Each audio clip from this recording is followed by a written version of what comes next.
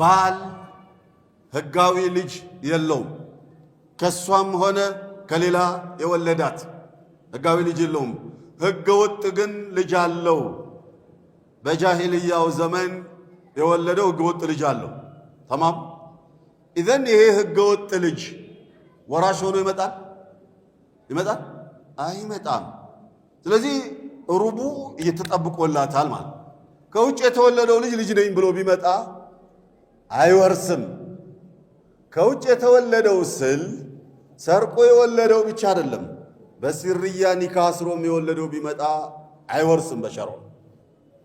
ሲርያ ብዬ ስል ሚስት ያላወቀችው ማለት አይደለም።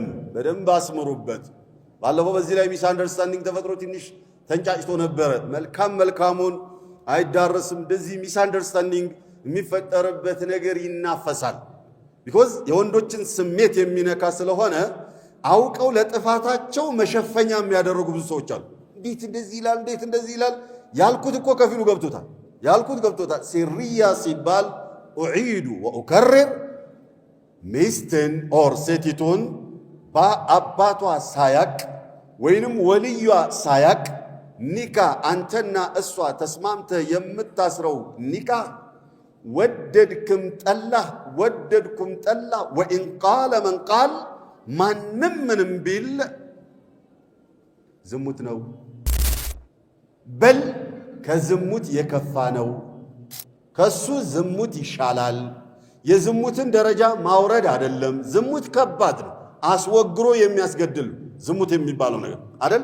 ከባድ ነገር ነው። ላ ተቅረቡ ዚና የተባለ ህግ ነው። ከባድ ነገር ነው። ሆኖም ግን ይሄኛው የከፋ ነው ያልንበት ምክንያት በሸርዕ መሳለቅ ስለሚሆን አንድ ሁለተኛ ሐላል አድርጋለሁኝ ብሎ ደረት ነፍቶ ለተውበት እንኳን በማይመች መልኩ በሐራም ተዘፍቆ መኖር ስለሚሆን፣ ሶስተኛ እንደዚህ አይነት ጣጣ ስለሚያመጣ ነው። ወራሽ ነኝ ብሎ ይመጣል። እሱ እዛ 6 ልጅ ወልዷል ደብቆ። ከዚያ ነቀለው፣ አላህ ሞተ። ከዛ 6 ልጆች ወራሽ ነኝ ብለው ሲመጡ ሸርዑ አያቃችሁም አትወርስም አላቸው።